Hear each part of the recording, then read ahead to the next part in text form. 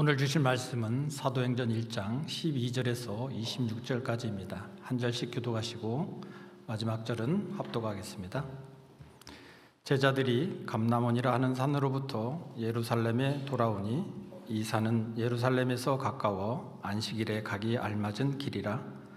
들어가 그들의 유하는 다락방으로 올라가니 베드로, 요한, 야고보, 안드레와 빌립, 도마와 바돌로메, 마테와 및 알페오의 아들 야고보, 셀롯인 시몬, 야고보의 아들 유다가 다 거기 있어 여자들과 예수의 어머니 마리아와 예수의 아우들과 더불어 마음을 같이하여 오로지 기도에 힘쓰더라. 모인 무리의 수가 약 120명이나 되더라. 그때 베드로가 그 형제들 가운데 일어서서 이르되, 형제들아, 성령이 다윗의 입을 통하여 예수 잡는 자들의 길잡이가 된 유다를 가리켜 미리 말씀하신 성경이 응하였으니 마땅하도다. 이 사람은 본래 우리 수 가운데 참여하여 이 직무의 한 부분을 맡았던 자라. 이 사람이 불의의 싹으로 밭을 사고 후에 몸이 곤두박질하여 배가 터져 창자가 다 흘러나온지라. 이 일이 예루살렘에서는 모든 사람에게 알려져 그들의 말로는 그 밭을 악을 닮아라 하니 이는 피밭이라는 뜻이라. 시편에 기록하였으되 그의 거처를 황폐하게 하시며 거기 거하는 자가 없게 하소서 하였고, 또 일렀으되 그의 직분을 타인이 취하게 하소서 하였도다. 이러함으로 요한의 세례로부터 우리 가운데서 올려져 가신 날까지 주 예수께서 우리 가운데 출입하실 때 항상 우리와 함께 다니던 사람 중에 하나를 세워 우리와 더불어 예수께서 부활하심을 증언할 사람이 되게 하여야 하리라 하거늘, 그들이 두 사람을 내세우니 하나는 바사바라고도 하고 별명은 유스도라고 하는 요셉이요 하나는 ματ대아라. 그들이 기도하여 이르되, 뭇 사람의 마음을 아시는 주여, 이 두 사람 중에 누가 주님께 택하신 바 되어 봉사와 및 사도의 직무를 대신할 자인지를 보이시옵소서. 유다는 이 직무를 버리고 제 곳으로 갔나이다 하고 함께 있겠습니다. 제비 뽑아 맏디아를 얻으니 그가 11사도의 수에 들어가니라. 아멘. 이제 아신대학교 허주 목사님께서 성령이 임하시기 전에 제목으로 말씀 전해주시겠습니다.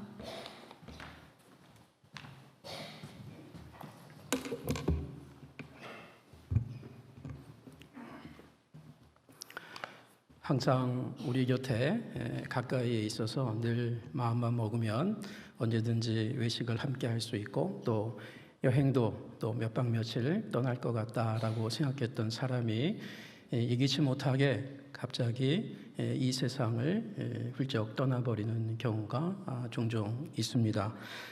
그 사람이, 세상을 떠난 사람이 우리가 그냥 아는 정도가 아니고 정말 내가 많이 사랑하고 또 의지했던 분이라면 상당한 그 충격이 있지 아니할 수가 없을 것입니다. 이를 당한 사람은 정상적인 생활로 돌아가는데 제법 시간이 걸리게 됩니다. 오늘 사도행전 우리가 읽은 이 본문에 나오는 이 예수님의 제자들이 바로 이와 같은 상황을 맞이했다라고 얘기할 수 있습니다. 예수님께서 육신을 입고 더 이상 이 땅에 계시지 않는 상황이 벌어진 것입니다. 사도행전 1장 9절에 이 말씀을 마치시고 그들이 보는데 올려져 가시니 구름이 그를 가리어 보이지 않게 하더라. 부활하신 예수님께서 더 이상 이 땅의 사람들과 함께하지 않는 것입니다. 최소한 육신을 입은 몸으로 말이죠. 이 땅의 사람들이 전혀 경험할 수 없는 그 세계로 우리 예수님께서 육신을 입고 또한 들어가신 그러한 또 사건이기도 합니다. 이것을 우리는 하나님 나라의 영광, 하늘나라의 영광, 즉 하늘나라 처소로 들어가신, 육신을 입은 채로 들어가신 예수님을 말합니다. 우리는 이것을 좀 쉽게, 그러나 자주 묵상하기가 어려운 승천이라는 말을 사용하죠. 예수께서 하늘로 올라가셨다라는 말이죠. 그리고 이 일이 얼마 지나지 않아서 볼이 추수하는 오순절에 성령이 강림하십니다. 이 본문이 아주 의미 있게 묘사되고 있는 것이 사도행전 2장이고요. 그리고 이 사건을 예언하고 약속한 것이 복음서들이고요. 그리고 이 오순절에 임한 성령을 전제하면서 성도들과 의미 있게 나누는 신약 성서들이 서신서들이고 또 요한계시록이 되겠습니다. 성령께서 임하셨다는 것은 부활 승천하신 예수님께서 약속대로 성령을 이 땅에 보내셨다는 말입니다. 성령이 임하신 거 맞죠? 그러나 좀 더 엄밀하게 보면, 자세히 보면, 성경 저자들이 증언하는 것을 보면 예수께서 성령을 보내신 사건입니다. 구약에서 보면은 하나님이 보내겠다고 약속을 하셨죠. 언제죠?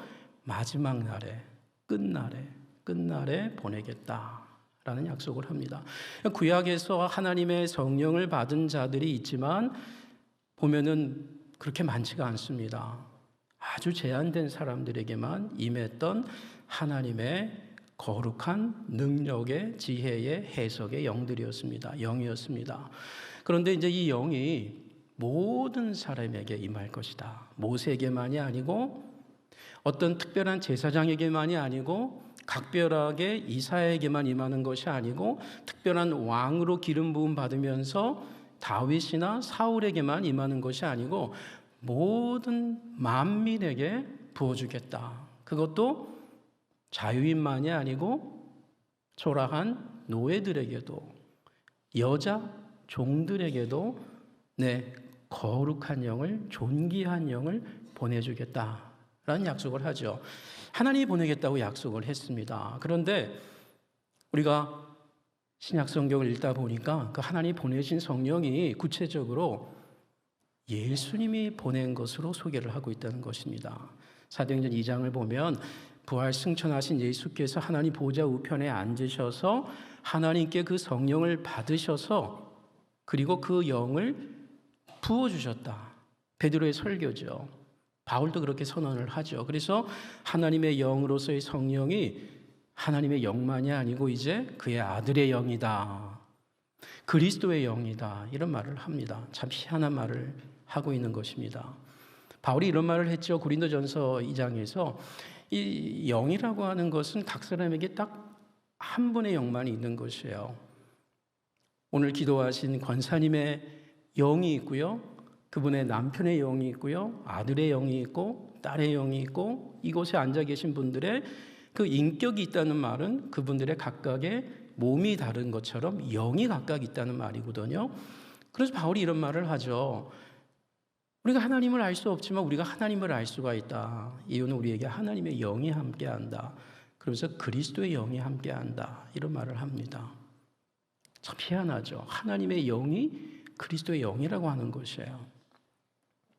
오늘은 이 얘기를 하려는 것은 아닙니다만 그러나 우리가 한번 꼭 기억할 것은 성령이 임하신 거 맞지만 예수님께서 보내주신 영이다 라는 말입니다. 그것도 하나님의 영을 말이죠. 자신의 영으로서. 오순절에 성령 강림이 오신 이 성령 사건은 이 천상에 계신 예수님, 지상에서는 보낼 수 없는 성령, 복음서에서는 다 기다리라고 그러죠. 기다리라고 합니다. 예루살렘에 기다리라고 합니다. 십자가 사건이 있기 전에는 베풀 수 없는 세례입니다. 보낼 수가 없는 성령입니다. 십자가 사건이 있고 부활 사건이 있고 그리고 승천이 있고 하나님 보좌 우편에 앉으시는 일이 있고 그리고 비로소 예수께서 성령을 보내시는 사건입니다. 그것을 오늘 우리가 기념하고 있는 것입니다. 예수님의 십자가와 부활 사건으로 나타난 이 종말의 마지막 때의 구원 사건을 이 땅의 사람들이 비로소 깨달을 수 있는 은혜의 시대가 열렸다는 말입니다. 예수님 십자가에 죽으셨습니다. 부활하셨습니다. 그런데 그것을 우리가 잘 이해할 수가 없는 것입니다. 해석해내기가 너무 어려운 것입니다. 이유는 하나님의 그 일을 우리가 다 알 수가 없기 때문이에요. 예수께서 행하신 그 놀라운 일을 우리가 다 알 수가 없기 때문이에요. 그래서 우리에게는 하나님의 영이 필요한 것이에요. 예수 그리스도의 영이 필요한 것이에요. 그래야 예수께서 왜 십자가에 죽으셨는지, 왜 부활하셨는지, 왜 승천하셨는지, 왜 성령을 보내셨는지, 지금 교회 가운데 어떻게 일하고 계신지를 알 수 있기 위해서는 이 성령이 필요한 것입니다. 바울은 심지어 우리가 예수를 그리스도라고, 십자가에 못 박힌 나사렛 청년 예수의 그 하나님의 저주받아 죽은 사건 같은 그 사건을 우리는 하나님의 영광의 사건이라고 고백할 수 있는 지혜와 믿음과 능력이 생길 수 있는 것, 이것은 그리스도의 영이 없으면 우리가 그렇게 고백할 수가 없다라고 선포합니다.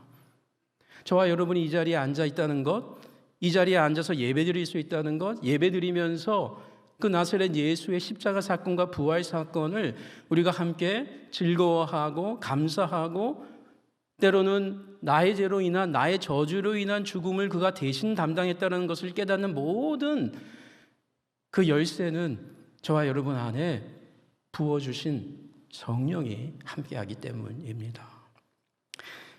신약시대에 교회가 탄생했다는 말이죠. 이것은 하나님께서 계획하신 구원의 종합 선물 세트가 다 제공이 됐다라는 말입니다. 하나님이 사사들도 보내셨지만 선지자들도 보내시고, 그리고 때가 되어서 메시아도 보내셨고, 그리고 그분의 십자가 사건을 하나님이 우리에게 은혜의 사건으로 주시고, 부활로 그를 일으키시고, 그리고 승천하시고 성령을 베푸신 이 모든 놀라운 이 구원의 종합 선물 세트를 다 베푸신 것입니다. 물론 예수님의 재림이 한 가지 남아있죠. 그러나 우리의 모든 지금 하나님의 구원 선물의 이 종합 선물 세트와 같은 양식을 지금 저희들이 다 맛을 본 사람들이라는 것입니다. 예수께서 메시아로 오셔서 율법을 성취하셨죠. 십자가 죽음과 부활로 새 성전을 완성하셨죠. 그리고 승천하신 예수께서 하나님 영광의 영을 부어주심으로 마른 뼈와 같았던 우리를 다시 살리셔서 새 생명을 주신 것입니다. 세계교회가 성령 강림주의를 기념하는 이유입니다. 그리고 이 한날은 마치 성탄절을 하루 기념하고 끝나는 것이 아닌 것처럼 우리는 계속 이 날을 기억하고 또 우리 삶에 의미를 찾아내는 그와 같은 성도가 신약의 성도들입니다. 그저 안식일이 지나면 안식일이 지난 것이 아닌 것처럼 말이죠. 갱신 공동체에서 성령 강림주일과 관련된 메시지를 제게 요청하였습니다. 기도하면서 메시지의 제목을 이렇게 잡아봤습니다. 성령께서 임하시기 전에. 오늘 본문의 상황은 예수님께서 승천하신 직후 그리고 성령께서 임하시기 직전입니다. 그리고 그 사이에 벌어진 일이 오늘 우리가 읽은 본문입니다. 그러니까 약 10일 동안에 벌어진 일입니다. 예수님이 부활하시고서 40일 동안 함께 하셨고요. 그리고 마지막 10일째는 예수님의 부재 기간이었는데 그 50일째가 되고 난 이후에, 그러니까 6월절로부터 50일째가 됐다는 것입니다. 최소한 10일의 그 부재 기간 동안 제자들이 무엇을 했는지 그 아주 핵심적인 일을 성경 저자가 꼭 언급해야 될 일을 우리에게 소개해주고 있습니다. 감사하게도 사도행전이 그것을 보여주고 있죠. 예수님 부활하셔서 40일 동안 하나님 나라를 재차 가리셨다는 것을 보여주고 있습니다. 그리고 제자들에게 약속을 하셨습니다. 40일 동안 조금 있으면 내가 너희에게 성령으로 세례를 베풀 것이니까 예루살렘을 떠나지 말고 이곳에 꼭 머물러 있어라. 고향이 갈릴리지만 이곳에 꼭 머물러 있어라 라고 했습니다. 제자들은 세례 요한이 요단 강가에서 물로 세례 준 경험을, 그런 장면을 떠올렸을 겁니다. 사실 제자들 가운데에는 세례 요한의 제자가 있었거든요. 먼저 세례 요한의 제자가 됐고 그 이후에 예수의 제자가 된 제자들이 몇 사람 있는 것을 우리는 요한복음을 통해서도 알 수가 있습니다. 그러니 세례 요한의 세례를 이미 받은 사람들이죠. 제자들 가운데 몇 사람들은 말이죠.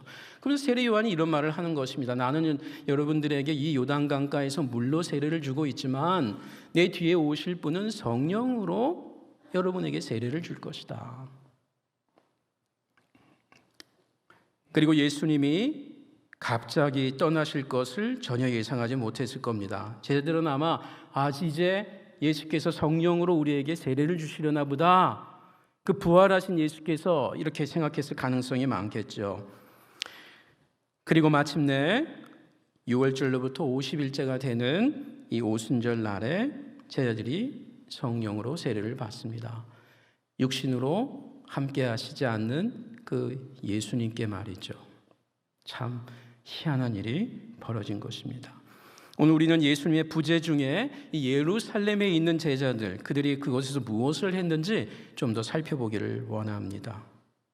오순절에 임한 성령은 말씀드린 것처럼 우선적으로 천상에 계신, 지상이 아니고요, 천상에 계신, 즉 존귀케 되신, 높아지신 영광 가운데 하나님 보좌 우편에 앉으신, 물론 비유적인 표현입니다, 하나님과 함께 동등한 권세를 누리고 계신 그 예수님께서 보내주신, 부어주신 성령이라는 점에서 이것은 하나님의 주도적이요, 우선적이요, 주권적인 하나님의 일하심입니다. 분명합니다. 그때나 지금이나. 그리고 이 오순절의 성령만이 아니고 그 이후에 계속해서 우리와 함께 일하기 원하시고 교제하기 원하시는 주님께서 우리에게 성령의 충만을 베푸실 때에도 이 선수적인 하나님의 은혜와 이 주도하심이 일차적이라는 것을 우리는 잊을 수는 없습니다. 그러나 이 오순절 성령도 그렇고요, 그 이후에 계속해서 우리와 함께 교제하기 원하시는 이 성령의 교제 가운데 우리가 인격적으로 무언가를 해야 될 그러한 상황도 있다는 것입니다. 이 오순절에 예수께서 부어주신 성령의 사건이 이 오순절 성령의 앞면이라고 말할 수 있다면, 이 오순절 사건의 뒷면은 이 10일 동안 제자들이 한 일을 우리가 주목해 봐야 한다는 것입니다. 감사하게도 이들이 예수님의 명령대로 예루살렘을 떠나지 않은 것이죠. 그리고 우리 성경에 기록된 바는 없지만 예수님이 또 어떤 조언과 제안을 하신 것도 분명히 있을 것입니다. 어쨌든 우리는 이 10일 동안에 있었던 일을 주목하려고 합니다. 다 보기는 못할 것 같습니다. 그래서 시간상 최소한 2가지는 하고 싶습니다. 오늘 우리는 이 오순절 성령 강림 전까지의 1장 마지막까지를 다 읽어서 최소한 4가지는 좀 고려해 볼 수 있겠다 싶은데요. 그러나 2가지를 꼭 보고 싶습니다. 그러면서 저와 여러분이 오늘 우리들의 예루살렘이 어디인지, 그리고 이 예루살렘을 떠나기 전에 우리가 해야 할 일은 또 무엇인지를 우리가 함께 묵상하고 고민해 보기를 원합니다. 성령께서 오시기 전 제자들이 어떻게 소개되고 있습니까? 제자들이 함께 모였다고 합니다. 함께 모여서 기도하고 있다라고 사도행전이 소개합니다. 1장 12절 이하입니다. 제자들이 감람원이라는 산으로부터 예루살렘에 돌아오니 이 산은 예루살렘에서 가까워 안식일에 가기 알맞은 길이라. 즉 안식일을 범하지 않고 갈 수 있는 길이다. 그런 가까운 거리라는 말입니다. 들어가 그들이 요하는 다락방으로 올라가니 베드로, 요한, 야고보 하면서 제자들의 이름이 일일이 언급이 됩니다. 복음서에서 이 제자들의 이름이 언급된 이유로 이 사도행전 1장 이곳에서 유일하게 다 언급이 됩니다. 그리고 더 이상 제자들의 언급이 한꺼번에 명명되는 본문은 없습니다. 그리고 이 야고보의 아들 유다가 다 거기 있어 마지막 이 사도의 이름까지 언급이 되면서 우리 성경이 뭐라 그러죠? 다 거기 있었다. 사도들이 다 거기 있었다. 물론 가룟 유다는 배신하여 이미 죽었죠. 이 자리에 있을 수가 없습니다. 이 11명의 사도들은 다 함께 있었다. 14절에 여자들과 예수의 어머니 마리아와 예수의 아우들과 더불어 마음을 같이하여 오로지 기도에 힘쓰더라. 말씀드린 대로 배신하고 사망한 가룟 유다를 제외하고는 예수님의 11 제자들이 모두 다 모였습니다. 사실 이들은 가까이에 형제지간도 있었습니다. 그러나 형제라고 뭐 다 친합니까? 쌍둥이라고 뭐 다 가깝게 지냅니까? 그렇지 않을 때가 있죠. 성경에 봐도 그렇습니다. 그런데 형제간이 아닌 사람들끼리 더 친할 수 있지만 더 친하지 않은 경우도 있죠. 우리가 복음서를 읽다 보면 자주자주 성경이 그런 내용들을 빼놓지 않고 증언합니다. 좀 우리 같으면 없을 것 같은데 말이죠. 복음서가 기록될 당시가 교회가 그렇게 녹록한 때가 아니거든요. 그러니까 할 수만 있으면 교회의 리더들을 좋은 점만 얘기해도 좋겠다 싶은데 이 교회 리더들이 형편없다는 것도 다 보여줍니다. 그런데 그 가운데에는 그 시대에 복음서가 쓰여질 시대에 물론 그 가운데 한두 분의 사도는 순교를 했습니다. 야고보 같은 사도는 이미 순교를 했지만 이 복음서가 기록될 즈음에 순교한 사도도 있고 그렇지 않은 사도들도 있었는데 그 사도들을 일일이 다 소개해 줍니다. 그리고 이들의 관계가 그렇게 좋지 않았던 것을 소개합니다. 예수님의 이적을 봤고요. 예수님의 은혜를 보았고요. 산상수훈의 메시지에 놀라운 말씀도 받았지만 그들은 계속해서 다툼과 갈등과 어려움을 겪습니다. 가까이 하기에 너무 먼 당신들이었죠. 예수님께 더 인정받고 싶은 갈등, 누가 더 큰지를 예수님께 공개적으로 물어보는 사람들, 그래서 또 다투기도 했습니다. 나름 대표로 인정받았던 베드로는 예수님을 3번이나 부인함으로써 자신의 권위를 스스로 실추시켜 버렸습니다. 똑똑하고 신뢰해서 그래서 재정을 맡겼던 가룟 유다는 오히려 배신 행위가 더해지면서 사도들은 서로에 대한 신뢰를 하지 못하게 됐고요. 서로 비난하는 관계의 밑바닥까지 추락하게 되었습니다. 예수님의 죽음 이후에 이들은 더 뿔뿔이 헤어지게 됐죠. 서로에 대한 불신과 자기 실망이 더해지면서 이 사람들이 단기간에 다시 모여서 회복한다는 것은 거의 불가능했습니다. 이것이 역사이고요, 팩트입니다. 그런 11명의 제자들이 오늘 본문에 따르면 이 예루살렘 다락방, 즉 예수님이 십자가에 달리시기 전에 의미 있게 가족끼리만 식사하는 그 6월절 만찬 자리에 모였던 바로 그 다락방에 다시 모였던 겁니다. 그렇게 넓은 공간이 아니죠. 지금 여러분이 있는 이 강남 예배당 같은 이런 큰 공간이 아닙니다. 그냥 같이 모이면 서로의 몸 냄새가 날 수 있는, 향수가 날 수 있는 그러한 좁은 공간입니다. 그들이 거기 함께 모였습니다. 비좁은 공간에 말이죠.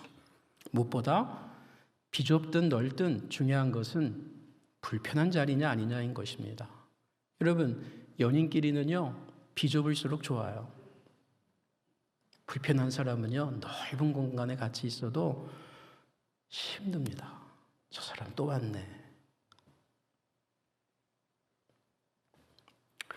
이 사람들이 한 자리에 모였습니다. 그런데 본문을 자세히 보니까 11 제자만 함께한 것이 아닙니다. 14절이 말해주듯이 예수님의 아우들이 또 함께 이 자리에 모여 있습니다. 마가복음 6장에 보면 예수님의 남동생들이 4명이나 이름까지 언급이 되죠. 요셉, 야고보, 유다, 시몬. 그런데 우리가 성경을 또 복음서를 이렇게 자세히 보면 이 예수님의 아우들하고 예수님의 제자들하고의 관계가 안 좋았습니다. 안 좋았습니다. 이런 거죠. 아우들이 볼 때 형은 메시아라고 얘기하기가 어려운 거예요. 같이 어릴 때 코 흘리면서 놀았는데 갑자기 뜬금없이 성인이 되더니 메시아라고 그러고 가출해서 따로 독립해서 생활을 하고 있는 형을 볼 때 이상한 겁니다. 아버지도 안 돌보고 어머니도 안 돌보고 말이죠. 근데 우리 집안의 장남인데 고대 근동에서 장남은 더 그렇잖아요. 근데 자기들도 돌보지 않고 딴 일을 하는 것입니다. 근데 주위에 보니까 이상한 남자들이 계속 따라다니는데 자기들 나이하고도 엇비슷한 사람들인 말이죠. 그러니까 싫은 겁니다. 제자들은 제자대로 예수를 몰라보는 동생들을 한심하게 봤던 것입니다. 어쨌든 관계가 좋지 않았습니다. 마가복음 3장과 요한복음 7장을 읽다 보면 아우들과 제자들이 안 좋은 것을 또 잘 소개해 줍니다. 그런데 어쩌다가 요즘 이 TV를 보면 이 어쩌다가 꽤 유행이더라고요. 어쩌다 어쩌다 제자들도 함께 모였던 걸까요? 어쩌다 이들이 사도로 부름을 과거에 받았던 걸까요? 어쨌든 제자들과 다투었던 예수님의 동생들도 어쩌다가 이곳에 같이 모였던 걸까요? 근데 이 다락방에 주목할 그룹이 또 있습니다. 우리가 읽은 본문에 보니까 여인들이 또 나옵니다. 여인들과 여자들과 예수의 어머니 마리아가 오늘 이 본문에 이 10일 동안 오순절 성령에 강림하기 직전에 함께 모여 있다라고 기록해 줍니다. 매우 이례적인 일입니다. 그 당시 남성과 여성이 함께 모여서 쉽지 않은 자리이죠. 말하자면 오늘 본문은 한마디로 제각각 상처투성이었던 사람들이 그것도 비좁은 공간에 다닥다닥 같이 모여 함께 하고 있다. 그거 얘기하려고 하는 것입니다. 더 의미 있는 것은 이 자리에 예수님이 없는데도 말이죠. 예수님이 모이라고 명령한 바도 없습니다. 예수님이 계실 때에는 이 얘기를 했겠지만 지금 문제는 이 자리에 계속 떠나지 말라라고 채근하는 게 아니라는 것입니다. 근데 그들이 계속 이 자리에 함께 합니다. 이들이 왜 모였는지 아십니까? 이들이 어떤 마음으로 모였는지 아십니까? 14절을 다시 보시죠. 더불어 마음을 같이하여 오로지 기도에 힘쓰더라. 여기서 더불어 마음을 같이했다라는 이 그리스어는 호모스마돈이라는 한 단어예요. 우리 번역으로 마음을 같이하여, 더불어 마음을 같이하여 이렇게 했지만 한 단어입니다. 호모 같다, 스마돈 마음을, 한 단어입니다. 한 단어, 마음을 같이한다. 신약 성경에 모두 11번 나오는데 사도행전만, 오늘 우리가 읽은 이 사도행전 안에만 10번이 나옵니다. 전체 11번 나오는데 사도행전만 11번, 10번이 나옵니다. 그리고 오순절 성령 강림 전에 한 번 나오고요. 나머지 9번이 다 강림 이후에 나옵니다. 대표적인 예를 하나 보면요. 두 군데를 볼까요? 사도행전 2장 46절에 날마다 마음을 같이하여 호모스마돈 성전에 모이기를 힘쓰고 집에서 떡을 떼며 기쁨과 순전한 마음으로 음식을 먹고, 5장 12절에도 사도들의 손을 통하여 민간의 표적과 기사가 많이 일어나며 믿는 사람들이 다 마음을 같이하여 솔로몬 행각에 모이고, 여러분 15장에 가면요. 안디옥 교회 이방인 성도들하고 예루살렘 교회 유대인 성도들이 같이 모여서 회의를 합니다. 분위기가 살벌했죠. 서로 오해가 많았습니다. 그런데 이 사도행전 15장이 마무리되면서 만장일치로라는 말이에요. 그게 호모스마돈입니다. 모인 사람들이 다 마음을 같이 해서 결정을 했다라는 말입니다. 예수님께서 육신적으로 더 이상 함께하지 않는 상황이었습니다. 함께 있을 때에도 티격태격하던 이적과 기사를 보면서 예수님 앞에서는 그래도 뭔가 두려움이 있었던 사람들이었지만 그래도 한 마음을 갖지는 못했던 사람들이 예수님이 부재하는데 마음을 같이 했다. 제자들은 서로 자신들의 감정과 과거를 뒤로하고 함께 모였습니다. 제자들은 자신들과 불편했던 사람들과도 함께 했습니다. 중요한 것은 이들이 모인 것도 중요하지만 몸만 함께 한 것이 아니라는 것이에요. 마음을 같이 했다.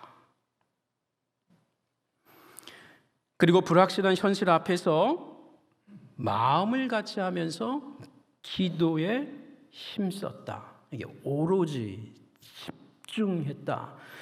이 말을 우리가 역으로 보면 함께 모였지만 마음을 함께 하지 않는 경우가 얼마든지 가능하다는 것이죠.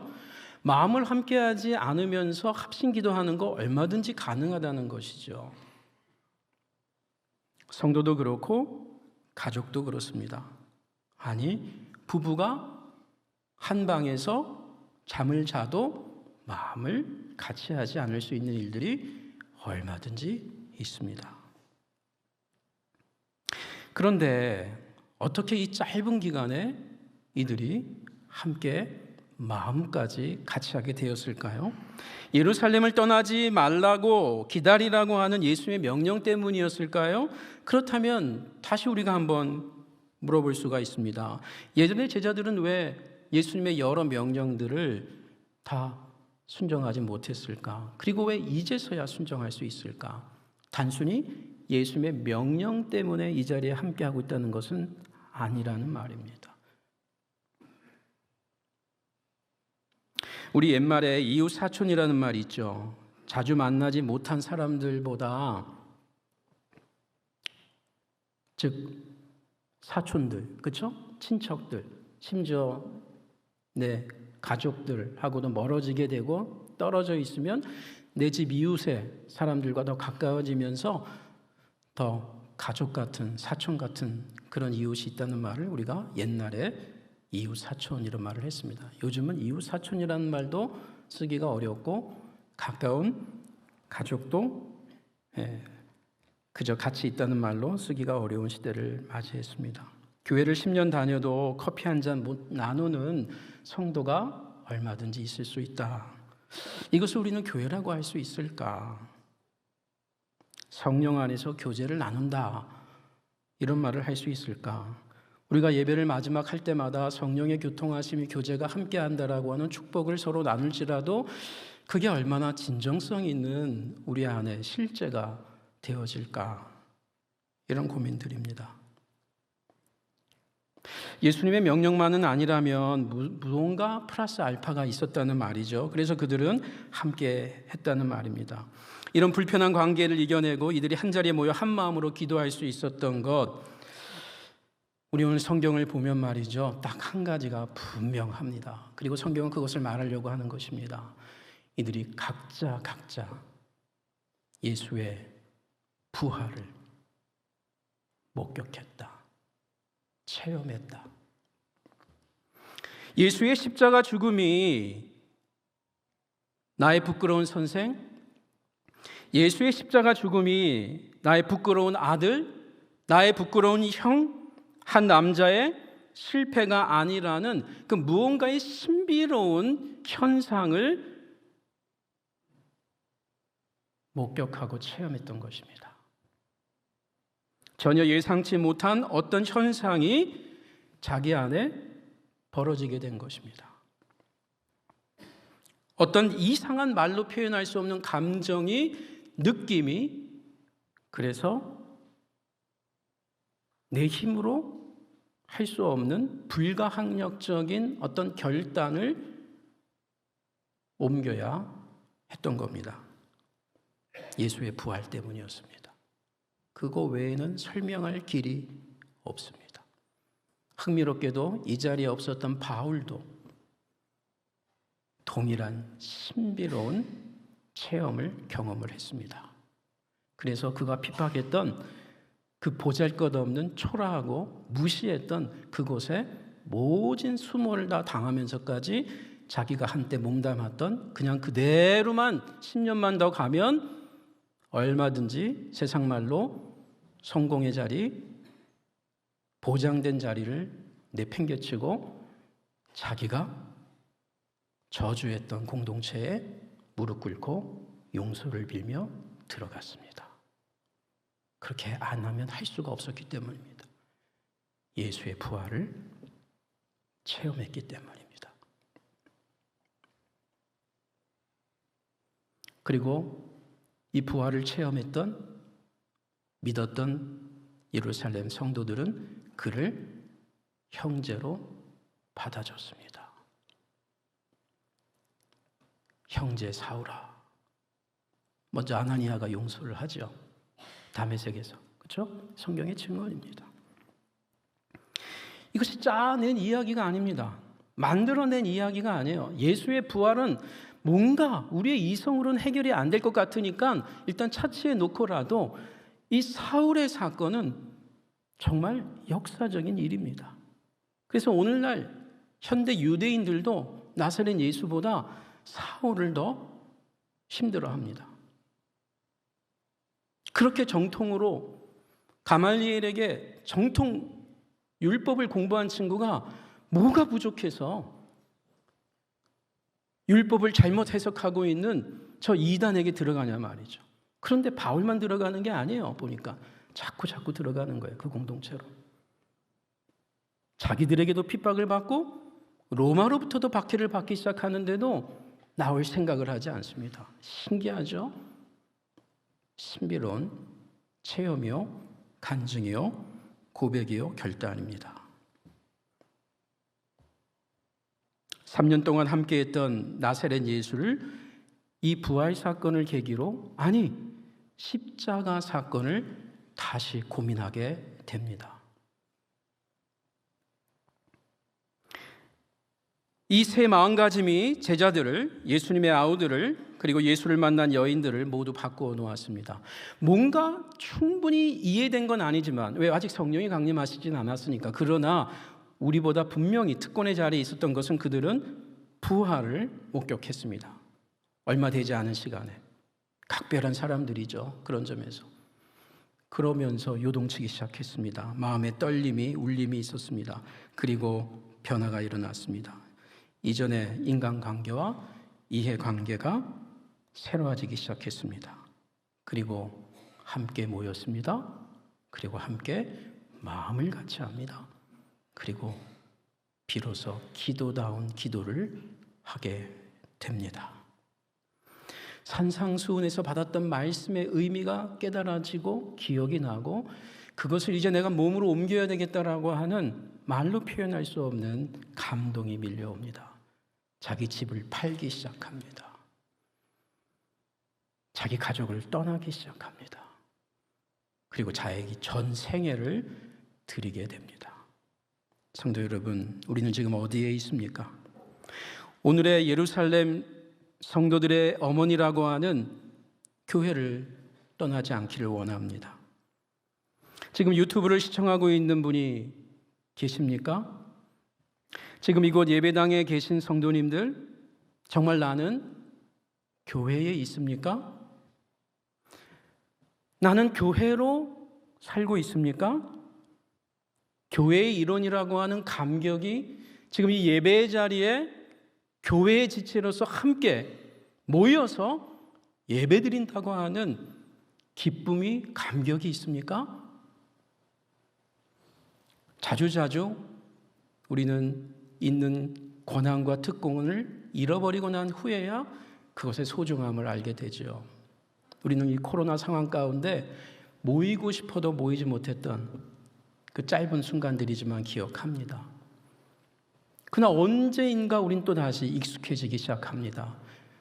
그리고 이제는 유튜브라고 하는 이 편리한 시설을 오용하고 악용도 합니다.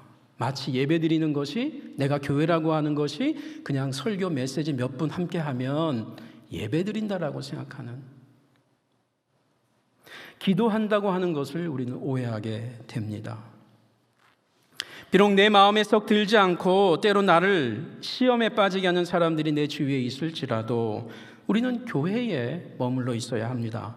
아니, 우리가 교회인데 우리 안에 거룩의 영이 함께 한다면, 성전에 하나님의 거룩한 영광이 함께 했던 것처럼 하나님의 영이, 예수의 영이 오순절에 임했다는 것은 신약교회에 하나님의 영광이 꽉 찼다는 말이잖아요. 누구에게요? 이 예배당에 찼다는 겁니까? 건물에? 저와 여러분 안에 임했다는 거잖아요. 저와 여러분이 교회가 됐다는 거예요. 저와 여러분이 성막이 되고 성전이 되었다는 거예요. 만약에 이거에 대한 감격이 없다면 우리는 신약 성경을 읽기 전에 구약 성경을 다시 읽어야 될 것입니다. 내가 성전이라고? 내가 성전이라고? 내가 교회라고? 저 사람이 교회라고? 우리가 교회라고? 우리는 지금 누구와 함께 있습니까? 내가 함께하고 싶고 내가 편한 사람들과 함께하는 것 전혀 잘못이 아닙니다. 하지만 내가 좋아하는 사람하고만 함께한다면 건강한 성도, 건강한 교회로 나아가는데 내 자신이 걸림돌이 스스로 되는 것이죠. 내가 마음을 같이 해야 될 사람, 그 사람이 누구인지 우리 주위를 둘러보기를 원합니다. 여러분, 진짜 친구가 언제 발견된다고 그러죠? 돈이 다 떨어졌을 때, 건강을 다 잃어버렸을 때, 사회적 지위가 떨어졌을 때, 현실적으로 은퇴하고 난 이후에 나를 만나주려고 하는 후배, 친구, 선배, 진짜 친구라는 거죠. 만나면 내가 돈을 써야 되고, 만나면 내가 더 힘든 그 사람을 만나려고 하는 사람, 찾아오는 사람, 우리의 참 친구이죠. 예수께서 우리의 친구라고 하셨습니다. 우리가 그들의 친구가 되기를 원합니다. 건강한 성도 교회로 나아가기 위해 우리에게 물어봐야 할 것이 있습니다. 예수님의 십자가 죽음과 부활은 내 인생에 어떤 의미가 있는지, 내 상황에 어떤 답변을 요구하는지 물어야 되겠습니다. 왜냐하면 이 일에 대한 의미가 나에게 다가오지 않는다면 교회는 불가능하기 때문입니다. 내가 교회가 될 수가 없습니다. 십자가의 의미와 부활 사건의 의미가 나에게 어떤 의미인지, 올해는, 작년에는 어떤 의미로 새롭게 다가오고 있는지에 새로움이 없다면 나는 죽은 교회인 것입니다. 살아있으나 죽은 교회, 라오디게아 교회인 것입니다. 예배당을 그저 식당이나 극장처럼 왔다 갔다 하면 안 된다는 말이죠. 성도가 함께 밥을 먹고 커피를 마시며 교제하는 것 참 소중하고 귀합니다. 그런데 성도는 먼저 하나님의 말씀을 먹고 만나야 됩니다. 그 말씀을 먹으면서 서로 격려하고 서로 위로해야 합니다. 종종 우리는 예배 본다 이런 말 하죠. 굉장히 주의해야 될 말이죠. 왜냐하면 예배는 극장의 영화 한 편을 보는 것과는 전혀 다르기 때문입니다. 예배는 설교하는 목사, 또 기도하는 집사나 장로, 권사, 찬양하는 성가 대원들, 그냥 그들끼리 만들어내는 한 편의 어떤 퍼포먼스가 아니기 때문입니다. 이곳에서 예배드리는 각 사람이 함께 내 자신과 우리 가정에게 말씀하시는 하나님의 음성을 듣는 자리입니다. 자신의 마음을 담아 나의 왕이신 하나님께 찬송하며 기도하면서 지난 한 주간을 회고하고, 어떤 사람은 감사로 나오고 어떤 사람은 부족한 심령으로 회개 가운데 나오는 것이고, 어떤 사람은 두려움과 질곡 가운데 다음 주를 또 어떻게 또 버텨야 될까, 이런 마음 가운데 나오는 것입니다. 중요한 것은요, 가난한 심령으로 나오는 거죠. 가난한 심령. 뭔가를 채우고 나오면 채워질 수가 없는 건 아닙니까? 우리의 생리 현상 가운데에도 우리가 뭔가 아무리 맛있는 음식을 먹고 싶어도 배설이 안 되고 있으면 다 귀찮고 힘든 것입니다. 가난한 심령, 빈 마음, 그때 우리의 마음이 서로 연결이 되고 하나가 되겠죠. 성령이 오시기 전 제자들이 모인 자리에 일어난 일이 무엇입니까? 이들이 두렵고 떨리는 상황 가운데에서 닫혀 있었던 성경을 손에 붙잡고 펼쳐내기 시작했습니다.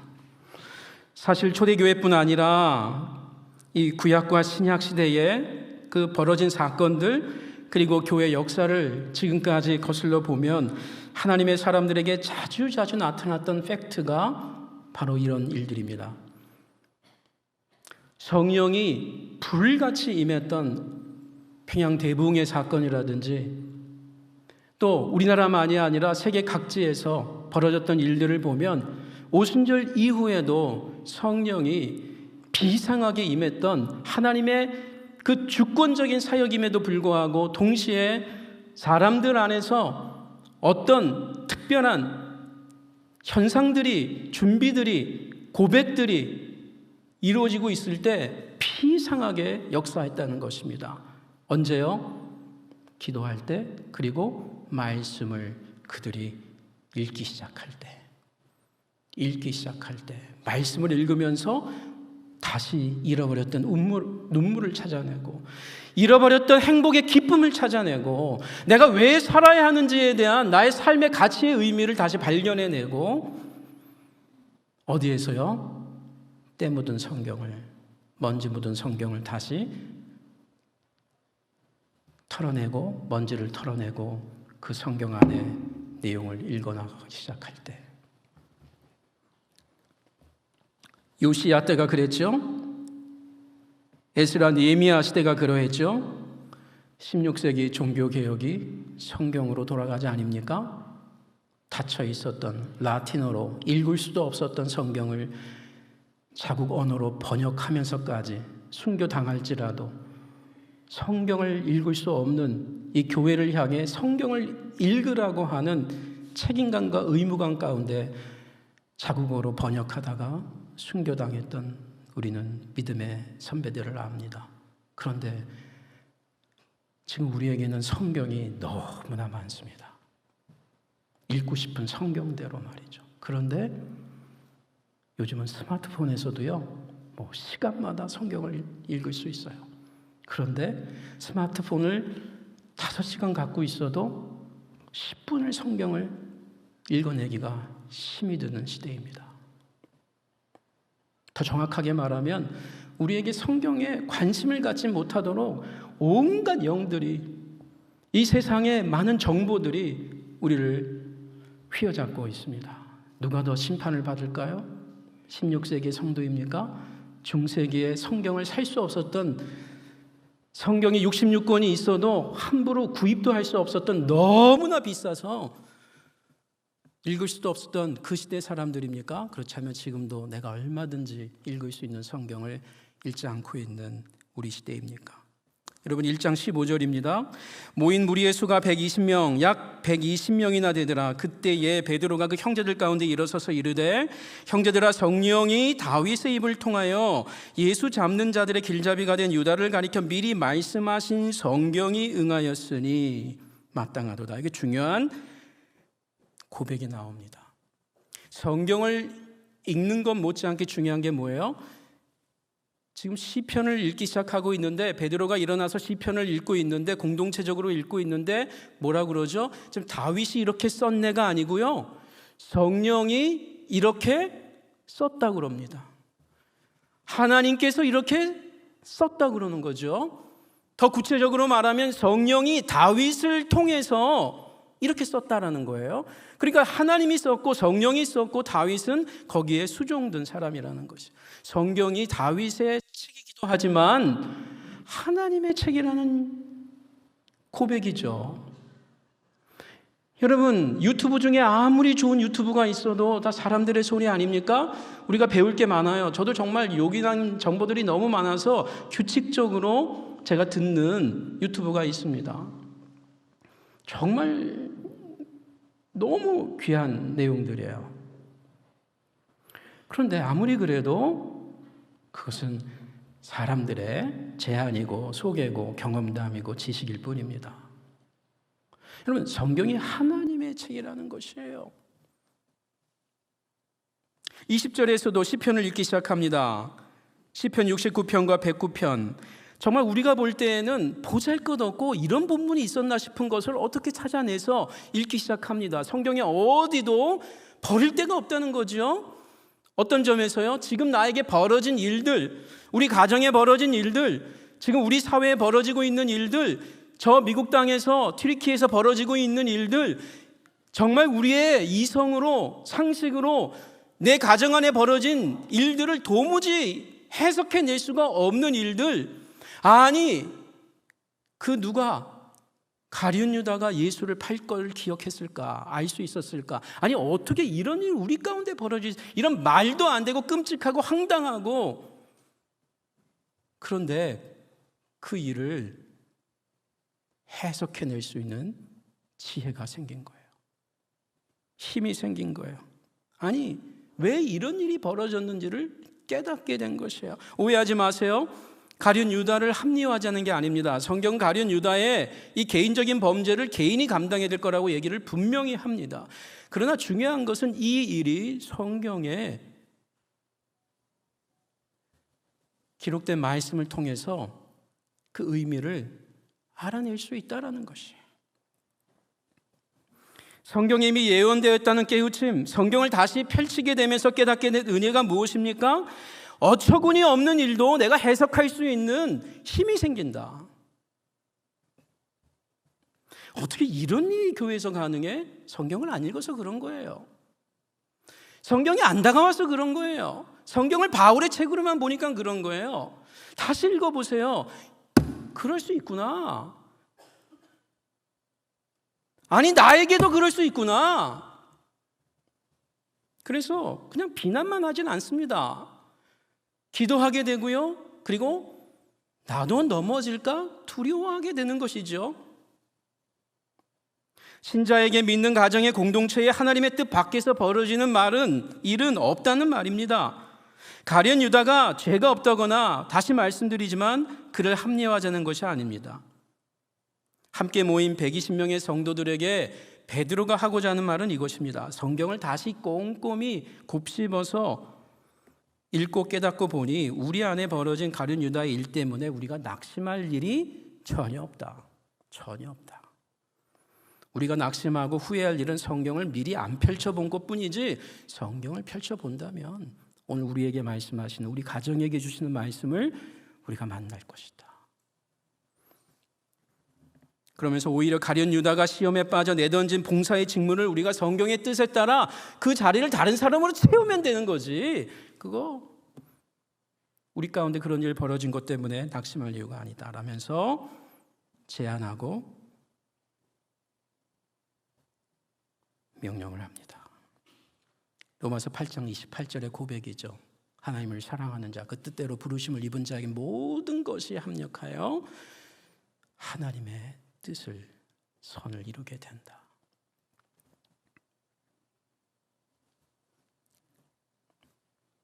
마무리하겠습니다. 성도 여러분, 우리가 왕이신 하나님을 믿고 산다는 의미가 무엇일까요? 성경을 우리 손에서 항상 붙잡고 있는 사람들이라는 말입니다. 성도 여러분, 우리는 예수님의 승천 직후와 오순절에 성령이 오시기 전 예루살렘에 있던 제자들을 잠시 살펴보았습니다. 이들은 함께 할 수 없는 사람들과 함께하는 사람들, 함께 마음을 함께 할 수 없는 사람들과 함께하며 기도하던 사람들, 그리고 성경을 펼 수 없는 시간에 성경을 펴면서 읽고 자신들의 상황을 다시 해석해내고 의미를 찾았던 사람들, 이 사람들과 우리들의 차이점이 심각한 게 하나 있습니다. 이들은 오순절 성령 전에 이 일을 했습니다. 이유는 부활을 가까이에서 시간적으로 목격했던 특권이 있었기 때문인 차이도 물론 있습니다. 그러나 더 중요한 것은 오순절 전에도 이런 자리에 함께 할 수 있었다는 것이에요. 우리는 더욱더 그래야 될 자들이겠죠. 우리는 성령을 통해서 예수의 십자가의 부활의 의미와, 그리고 십자가 사건의 의미와 오순절 성령이 우리에게 강림한 의미, 이런 것들을 다 이후에 사람들이지 않습니까? 오늘 성령이 임하시기 전에라는 이 말은 그런 점에서 오순절 성령의 독특한 사건의 그날을 기린다기보다는 오늘 우리에게 오늘도 내일도 다음 주에도 다음 달에도 계속 임하실 성령을, 우리 안에 계신 성령을 근심하게 하지 않는 마음으로 나아갈 때 이런 폭포수 같은 성령의 충만과 은혜가 함께하리라. 여러분 가정과 이 갱신 공동체에 함께하리라 믿습니다. 기도하겠습니다. 하나님 고맙습니다. 오늘 우리의 예배와 우리의 기도와 또 우리의 간구를 들어 응답하여 주시옵소서. 예수님 이름으로 기도합니다.